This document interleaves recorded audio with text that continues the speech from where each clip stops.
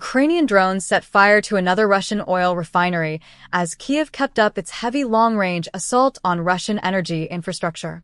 President Vladimir Putin acknowledged for the first time that Russia was facing a certain deficit of fuel.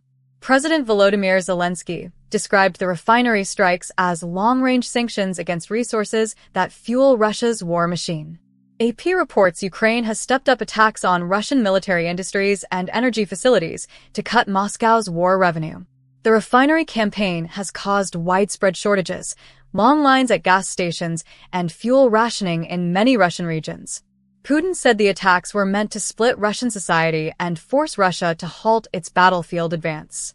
Putin said Ukraine had proposed a halt on deep strikes, arguing Kyiv made the offer because Russian strikes deep into Ukraine are more devastating. Putin also rejected what he described as a Ukrainian offer to limit fighting to 4 regions Russia annexed, but has not fully captured. Debris from downed Ukrainian drones sparked a blaze at a refinery in Slavyansk-na-Kubani in Russia's Krasnodar region. Regional authorities said falling drone debris killed 1 person in Slavyansk and wounded another person in a nearby village. The refinery is one of southern Russia's major facilities, processing close to 4 million tons of crude per year. AP says the facility is a key source of petroleum products intended for export through Russia's Black Sea ports. Zelenskyy also claimed a refinery in the Yaroslavl region, about 700 kilometers from the Ukrainian border, was hit.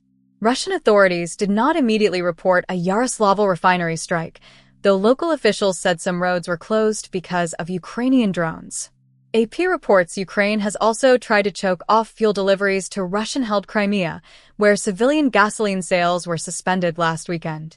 Putin said Russia would import more fuel and speed repair work at oil facilities to end what he called a temporary deficit. In Russia's Irkutsk region, drivers were limited to 50 liters per vehicle per day at state-run Rosneft stations.